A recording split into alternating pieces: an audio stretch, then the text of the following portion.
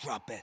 TBS FM 현재 상황 문제 파악 맥락에 집중 묵직한 질문 흔들리지 않는 중심의 주체 일구 몸쪽 꽉 찬 돌 짚고 쇼미더뉴스 세상을 바라봐 어제의 뉴스가 오늘의 변화 쇼미더뉴스 진실을 찾아봐 오늘의 뉴스가 내일의 역사 쇼미더뉴스 꼭 알아야 하는 뉴스만 골라서 전해드립니다. 쇼미더 뉴스 전해줄 분들 소개합니다. 뚱커벨 인사이트 K 배정찬 소장입니다. 힘내십시오.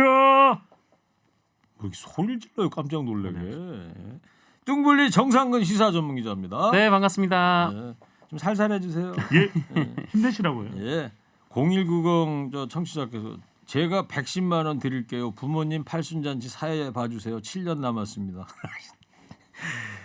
아 제가 그런 건 전문이 아니고요. 예. 아 7년이면 저도 7순인데 무슨 사회를 봅니까? 제가 볼까요? 그래 배 소장이 와서 좀 봐줘요. 자 쇼미더뉴스 시작해 보자고요. 정상 기자 첫 번째는요. 신구 권력 정면 충돌입니다. 오늘 예정된 대통령하고 당선인 점심이 취소가 됐어요. 네, 원래 오늘 정오에 예정된 그 오찬 회동이었는데요. 이 불발이 됐습니다. 표면적인 이유는 실무 협의가 마무리되지 않았다라는 건데요. 김은혜 당선인 대변인이 발표를 했고 발표를 하면서 양측의 합의에 따라서 그 이유를 밝히지 못하는 점을 양해해달라라고 말하기도 했습니다. 네. 그러니까 언제 열린다 이런 것도 아직 안 나왔나요? 네, 이 얘기 외에는 다른 얘기는 없었습니다. 네. 이명박 전 대통령 사면론에 청와대가 불쾌했을 것이다 이런 이야기가 나오고 있는데요. 그러니까 오찬 이 불발이 무산이 오찬하기 불과 4시간 전에 발표가 됐거든요. 그래서 보통은 이런 경우가 없는데 뭐 그래도 협의할 건 또 협의를 하고 오늘 꼭 결정을 안 내리더라도 상당히 뭔가 좀 첨예한 문제가 있다는데 한 4가지 정도로 요약이 됩니다. 하나는 이명박 전 대통령 사면, 또 김경수 전 경남지사의 사면권, 또 동시 사면하자 뭐. 네, 이 부분에 대해서도 권영세 지금 인수위 부위원장은 말도 안 된다. 같이 생각할 수 없는 부분이다. 이렇게 또 세기를 박았고요. 두 번째로는 또 민정수석실 폐지 부분입니다. 근데 이것이 문재인 정부의 민정수석실에 문제가 많았다. 이런 것처럼 전달될 수 있기 때문에 상당히 청와대 내에서는 부글부글 끓었다. 이런 이야기도 나오고 있고요. 세 번째로는 김호수 검찰총장 거취 문제입니다. 이 부분에 대해서 권성동 의원이 거취를 결정해야 될 수도 있어요. 이런 이야기를 하니까 이게 상당히 인사권자는 어쨌거나 저쨌거나 문재인 현 대통령인데 그렇죠. 이 부분도 청와대로서는 상당히 격앙된 분위기였다. 이런 이야기도 나오고 있고요.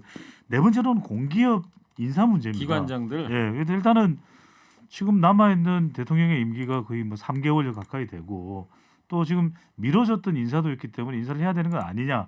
반대로 또 인수위 측이나 윤석열 당선자 쪽에서는 인수위나 윤석열 당선자 쪽과 협의를 해야 된다. 이러다 보니까 곳곳에서 충돌하는 모습입니다. 네. 그 기관장과 관련된 인사 관련해서 김은경 환경부 장관이 네. 이 뭔가 이 사퇴 서류를 받았다가 유죄가 인정돼서 지금 복역 중 아닙니까? 그렇습니다. 네. 네. 자 그리고 민주당에서는 필요하면 당선인이 취임하고 사면하라는 입장입니다. 박주민 의원의 라디오 인터뷰 잠깐 들어보겠습니다. 얼마 전에 박근혜 씨를 사면할 때 MB 사면 관련된 것도 검토가 됐었다라고 알려지고 있죠. 상황이라든지 시기라든지 또는 국민 법감정이라든지 이런 것들을 고려했을 때 적절치 않다라고 판단을 했던 부분이에요. 다시 당선인의 요청이 있다고 해서 그 당시에 판단을 뒤집는 것은 적절치 않아 보입니다.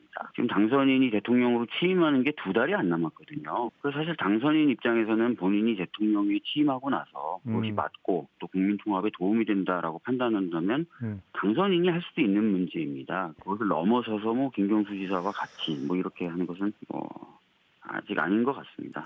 네, 박주민 의원 얘기는 본인이 취임해서 하면 되는 거 아니냐. 네, 그렇습니다. 이제 취임까지 얼마 안 남았기 때문에 정말 필요하다고 생각한다면 본인이 하면 되는 것 아닌가라는 얘기입니다. 이 민주당에서도 그 이명박 전 대통령 사면에 대해서 좀 굉장히 부정적인 기류가 강하다라고 하고요.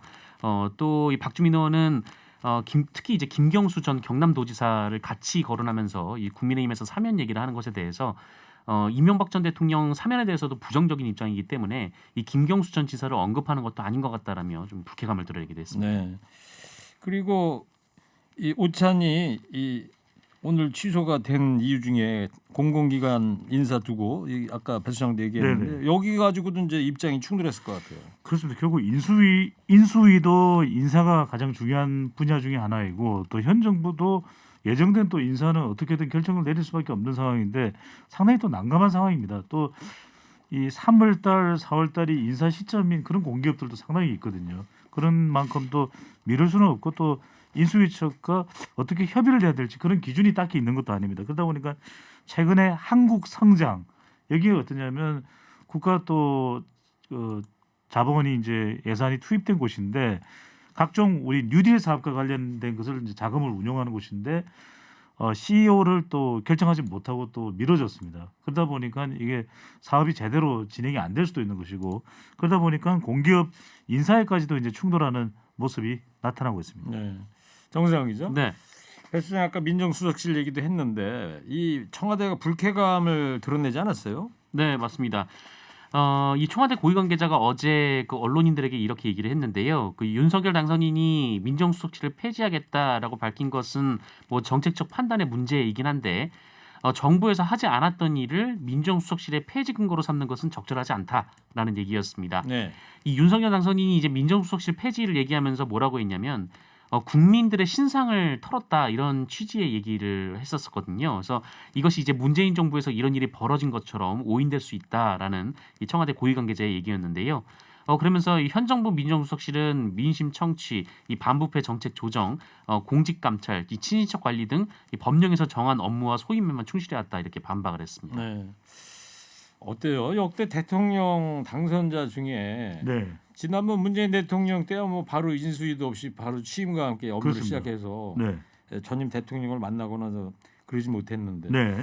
양측이 어때요? 언제쯤 만날 거 분위기가 어떻습니까 지금? 저는 뭐 아직 발표는 안 됐습니다만 이전의 사례 그리고 정치적인 부담 또 국민들의 시선 이런 거 생각한다면 적어도 다음 주 수요일 안으로는 만나야 되지 않을까. 왜냐하면은 이렇게 될 경우에 마치 현 대통령과 당선인이 충돌 갈등을 하는 양상으로 비춰서 국민이 불안해요. 그렇습니다. 그러면. 오늘 만났으면 선거일로부터 이제 7일이니까 이전 대통령들보다도 더 빨리 만나는 것이거든요. 그러니까 이명박 당선인은 노무현 대통령을 9일 만에 만났고 이명박 당선인을 노무현 대통령 9일 만에 만났고 이명박 대통령도 박근혜 당선인을 9일 만에 만났거든요. 네. 오늘 만났으면 더 그때보다 빠른 것인데 저는 다음 주 수요일 상징적인 의미로 지금 선거일이 9일이기 때문에 다음 주 수요일을 넘기게 되면 이게 갈등이 상당히 첨예하네.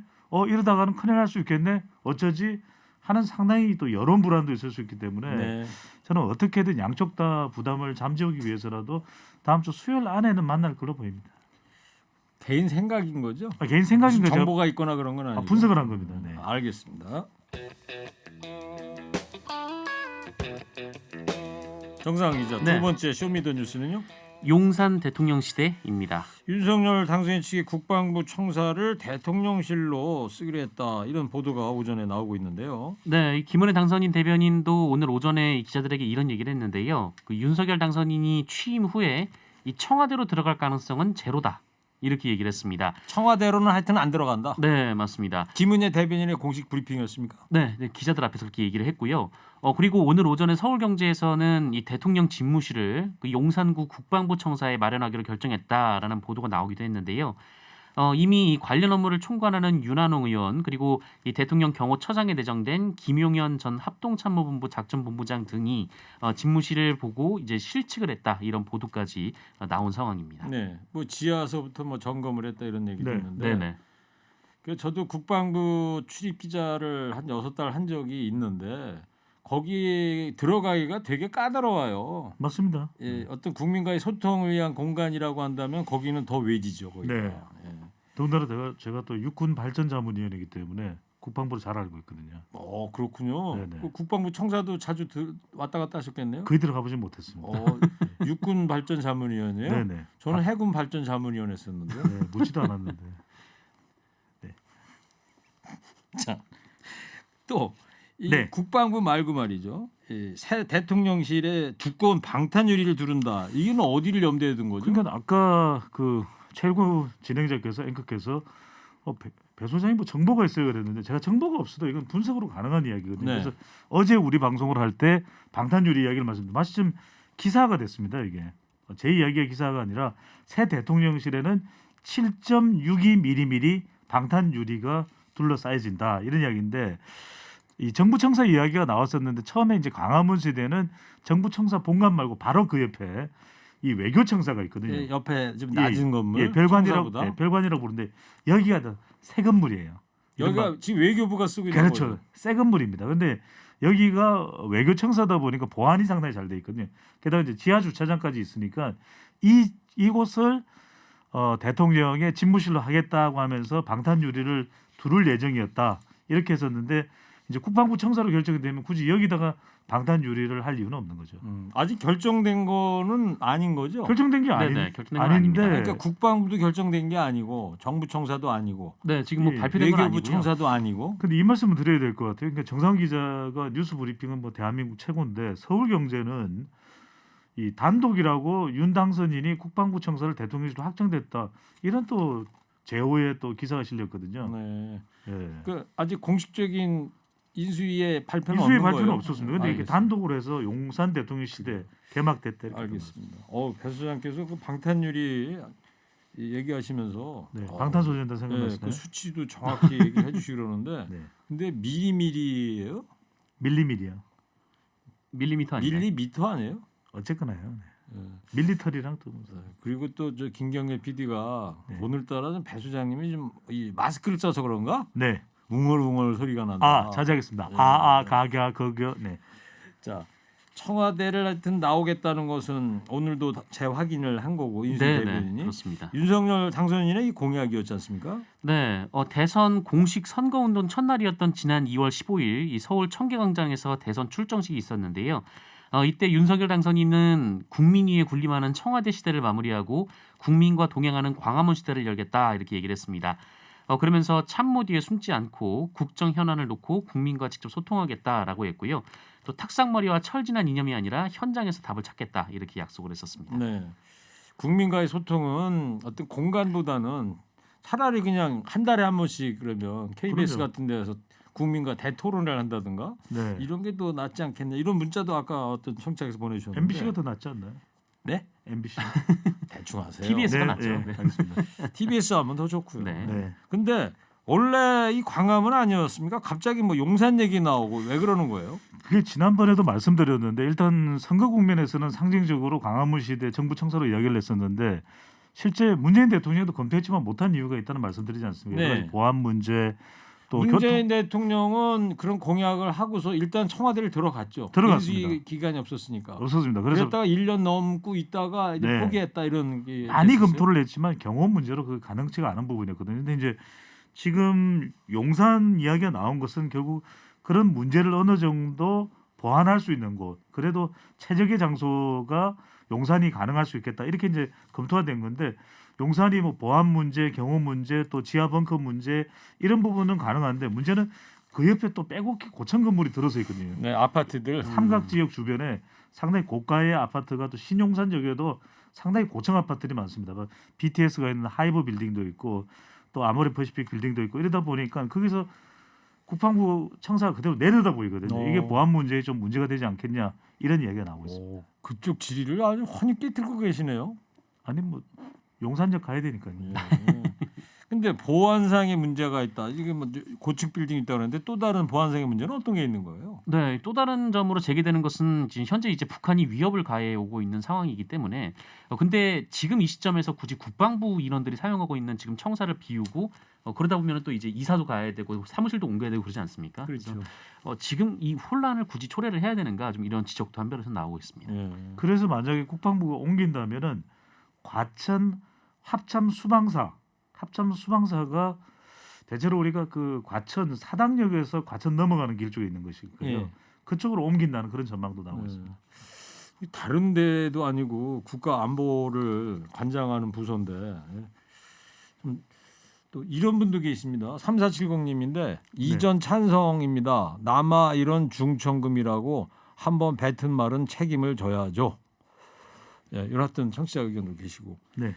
자, 배 수장님 간사하고 집무실이 떨어져 있어갖고 시민도 불편할 수 있을 것 같아요. 그러니까요. 이게 경호 보안 안전 만약에 용산 국방부 자리로 네. 가면 옆에 있는 그 공간을 쓴다는 거 아니에요? 그러니까요. 그러다 보니까 이제 그런데도 불구하고 또 여하튼 청와대에 또 영빈관 시설도 있는 것이고 여러 가지 또 상황이 또 있기 때문에 그래서 또 이게 이동을 하게 되면은 뭐 교통 통제가 돼야 될 수도 있거든요. 그러다 될 보니 수도 있는 게 아니라 당연히 해야죠. 돼야 대통령이 되죠. 지나가는데. 네, 당연히 돼야죠. 그리고 그 부분은 상당히 불편할 수도 있다.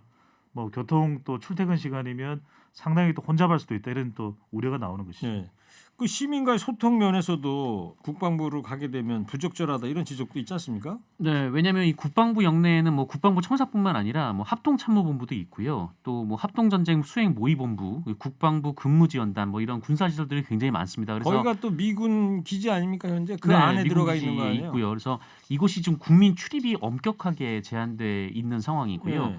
그래서 인수위의 구상은 그 용산 미군기지 부지가 용산 공원으로 바뀌는 것을 이제 좀 목표로 그때가 되면 이제 국민과 근데 소통을 할 그때가 수 있다라는 건데 2027년이나 돼야 된다는 건데요. 완공 예정이 2027년이고요. 예정이 27년이라고. 네, 그나마 지금 미군이 좀 비협조적이어서 이제 완공 시점이 지금 차일피일 미뤄지고 있는 상황입니다. 그래서 결국 윤석열 당선인이 이 집무실을 국방부 청사에 둔다면 이 주한미군에 둘러싸인 채 임기를 마치게 될 것이다. 좀 이런 분석도 나오고 네. 있습니다. 자 이런저런 이제 논란이 나오고 있는데 당선인 측 입장은 뭐예요? 아까 우리 또 청취자분께서 문자 주셨던 대로 남아있는 중천금이죠. 이걸 안 할 수가 없다 일단은. 그다음에 또한 청와대에 있어서 그동안 역대 대통령이 얼마나 구중궁궐에서의 폐해가 많았냐 그런 부분들을 이야기하고 세 번째로는 뭐 최적지는 없겠지만 그래도 용산 정도가 괜찮지 않겠냐 이런 또 안이 나오는 이유는 헬기장이 있고 벙커가 있거든요. 정부 청사는 그래서 헬기장 이용을 하기 위해서는 또 기존의 청와대 부지 내로 또 이동을 해야 되고 하는데 국방부 청사의 경우에는 헬기장이 있고 특히 중요한 게 벙커입니다. 네. 이 벙커 문제가 해결돼야 돼. 그게 있다면 국방부 청사 정도면 가능하지 않겠냐 예. 이런 대안을 내고 있습니다. 뭐 두고 보는 걸로 하겠습니다. 어떻게 할지. 네. 그 벙커는 가봤어요? 저 국방부 장관도 아니고요. 네. 알겠습니다. 자, 세 번째 쇼미더뉴스는요. 오미크론 절정입니다. 신규 확진자 40만이 넘었습니다. 네, 오늘 40만 741명이 나왔습니다. 지난주 수요일에 비하면은 1.2배, 2주 전과 비교하면 1.8배 수준이고요. 이 증가폭은 다소 둔화된 상황입니다. 하지만 위중증 환자가 이 하루하루 계속 그 최대치를 갈아치우고 있습니다. 오늘도 1,244명으로 역대 최대치를 다시 세웠고요. 또 사망자도 163명으로 연일 세 자릿수를 기록하고 있습니다. 네, 배수님 어제 밤에 네. 집계에서는 확진자가 45만이 넘은 걸로 됐는데 오늘 숫자와 왜 이렇게 차이가 있어요? 그러니까 실제 5만이 줄었어요? 실제 이제 어제 밤에 하는 밤에 이제 심야 시간에 뉴스 시간에는 지금 현재 시간에 한 44만 명 남았다 이런 보도가 또 나가버렸습니다. 아 보도 그런 보도가 나왔었고 나갔었어요. 그러니까 이게 좀 신중할 필요가 있는데 이유는 그렇습니다. 중복 심야 뉴스 하게 되면 오늘 밤 현재 그 얘기는 하긴 하죠. 고역합니다. 네네. 근데 이게 세 가지 이유인데 하나는 좀 중복이 된 것이고요. 왜냐하면 취합할 때 이게 지금 여러 곳에서 동시다발적으로 취합이 되고 있거든요. 신속 항원 검사도 이제 동네 병의원에서 하게 되면 확진자로 인정받거든요. 이 시스템이 제대로 좀 잘 갖춰지지 않았다 이런 이야기가 또 나오고 있는 거. 하나는 또 혼선입니다. 이걸 좀 누가 최종적으로 검수하는 사람이 있어야 되는데 네. 그렇지 못. 이전에도 좀 이런 비슷한 현상이 나타나게 됐거든요. 마지막으로는 신중해야 되는 부분입니다. 그런데 이런 것을 이제 낼 때는 최종 확인을 하고 이런 크게 어제에 비하면 확진자 수가 많이 늘어나는 셈이거든요. 큰 문제가 없는지 이게 정확한 건지 한 번 더 좀 했었어야 되는데 그러다 보니까 지금 통계 관련돼서도 방역 통계 관련해서 상당히 비판이 쏟아지고 있습니다. 예. 근데 이제 방역 당국에서는 확진자가 이렇게 늘어나긴 했지만 치명률은 낮다. 이래서 거리두기를 좀 풀 분위기 아니에요? 네, 21일부터 이제 새로운 거리두기 조정안을 적용을 해야 되는데 16일에 이제 일상회복 지원위원회를 열고 이제 관련해서 의견을 듣고 결정을 한다라는 방침입니다. 그래서 현재 이 김부겸 국무총리는 오미크론 확산세가 절정에 이르렀다라고 보고 있고 또 전문가들은 다음 주쯤에 이 절정이 올 것이다라고 네. 보고 있는데요. 현재로서는 밤 12시까지 그리고 이제 사적 모임 인원 기준은 8인 정도로 네. 이 늘리는 방안이 검토가 되고 있다. 이런 보도가 나오기도 했습니다. 저는 어제 제 주변에 지인이 2명이나 확진이 됐다는 얘기를 들었는데 두 분도 그런 사례가 있어요? 주변에 굉장히 많습니다. 너무 굉장히 많습니다. 많아요? 네, 너무 많아요. 많아요? 너무 많습니다. 네. 자, 독감하고 이제 치명률은 비슷하다고 하지만 환자가 너무 많아갖고 우려의 목소리도 나옵니다. 그렇습니다. 이게 이제 어떻게 전달하느냐가 참 중요한 건데 아무리 독감과 치명률에 있어서 큰 차이가 나지 않더라도 그래도 지금 확진자 수가 워낙 많지 않습니까? 그럼 좀 경계 차원에서라도 독감과 너무 비슷하다, 크게 대수롭지 않다 이렇게 할 일은 아닌데 이렇게 될 경우에 방역 불감증이 생길 수 있거든요. 그래서 지금 전문가로부터도 신랄한 비판이 나옵니다. 이재갑 한림대 병원 교수인데 이재갑 교수는 이걸 독감이랑 비교를 하더니 말이 되느냐, 더 이상 장난질 쳐서는 안 된다 이런 신랄한 비판하고 있는데 조금 우리가 설사 그렇다 하더라도 방역 당국에서는 확진자가 아직까지 정점이 아니라고 하거든요. 그런 만큼 좀 신중하게 또 조심스럽게 전달을 할 필요가 있겠습니다. 알겠습니다.